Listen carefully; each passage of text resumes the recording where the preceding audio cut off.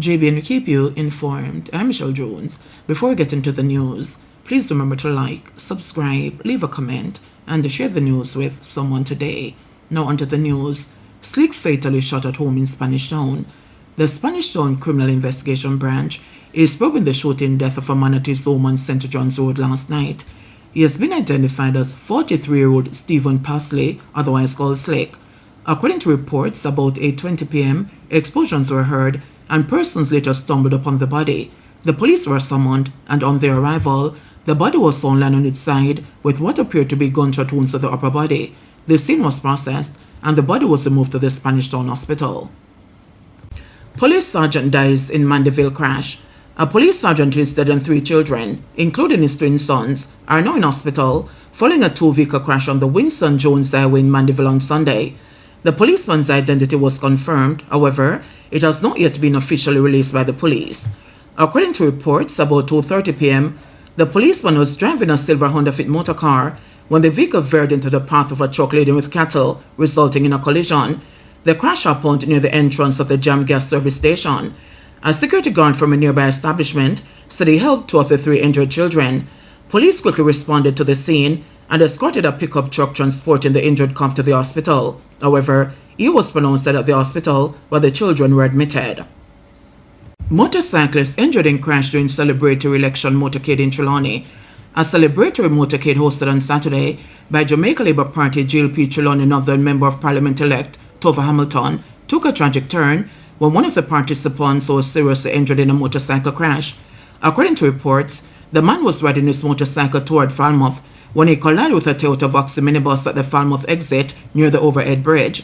Eyewitnesses say the driver of the Voxy had just exited the North Coast Highway and was attempting to make a turn toward Falmouth when the accident occurred. The man was rushed to the Falmouth Hospital where he was admitted. An investigation by the police is ongoing. Portmore truck driver charged with assaulting a constable and unlawful wounding.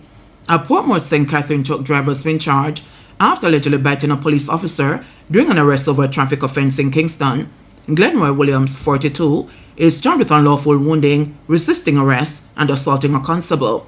According to the Central Police, about midday on Friday, September 5, Williams was observed by officers committing breaches of the Road Traffic Act.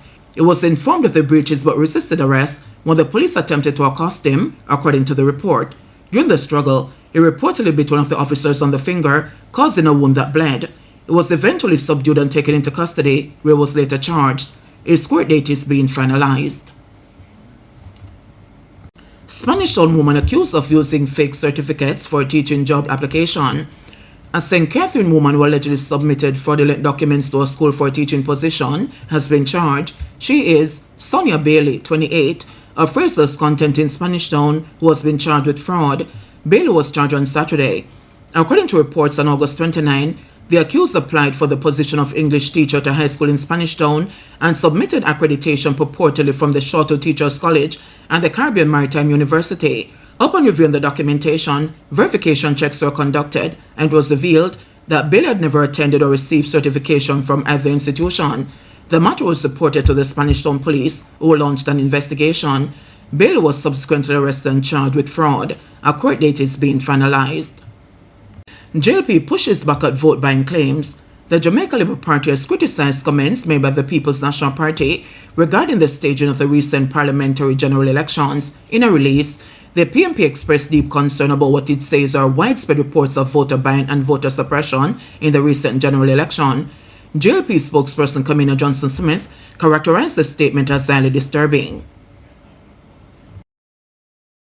The Jamaica Labour Party finds the statement issued by the PNP in respect of the electoral processes to be highly disappointing, and one that demonstrates that the Mark Golding-led party still has not learned that manufactured narratives and political mischief and lies will not win the hearts or trust of the Jamaican people. Jamaica's electoral processes and our tradition of peaceful transition of power, they continue to be models for developed and developing countries alike, and should therefore remain a source of pride for all Jamaican people, even as we know that there is always room for improvement and that we should always be vigilant. We should always be vigilant about any activities which could put our democracy at risk. And in this regard, I point to the preliminary reports of both the OAS and the CARICOM electoral missions, which have been entirely positive. I believe they have said that any of the hiccups which they observed were not detrimental to the process, and certainly they compared us favorably with our Caribbean brothers and sisters. PICA targeted in cyber incident on Saturday. The Passport, Immigration and the Citizenship Agency PICA experienced a cyber incident on Saturday that disrupted some of its services. In a statement, PICA confirmed the breach but noted that swift action by its ICT team helped to contain the threat. The response included isolating affected systems, alerting regulatory authorities, and beginning recovery efforts. As a precautionary measure, the agency has taken some of its systems offline. However, preliminary checks have found no evidence that personal data was compromised. Investigations are ongoing to determine the full extent of the incident. In the meantime, PICA has cautioned that members of the public may experience delays when accessing certain services. The agency says it is working closely with the major organized crime and anti-corruption agency MOCA and the Jamaica Cyber Incident Response Team to restore full operations. ICE deports fugitive wanted for alleged sexual assault in Jamaica. The United States Immigration and Customs Enforcement ICE agency says officers from its enforcement and removal operations ARO in Boston, Massachusetts, have reported a Jamaican criminal fugitive and alleged child rapist who was illegally residing in Stamford, Connecticut. According to ICE, on Thursday, officers from its Boston office deported Albert George Davis, 59, to Jamaica and turned him over to authorities there who had sought his arrest for the rape of a child in 2020. Albert George Davis fled to Connecticut in an apparent attempt to avoid prosecution for the disturbing victimization of a child in Jamaica, said ARO Boston Deputy Field Office Director David Westling. He had been hiding out in our community for 5 years, but now had been forced to face justice in his native country. I said Davis entered the U.S. lawfully in New York on June 14, 2020, on a non-immigrant visa.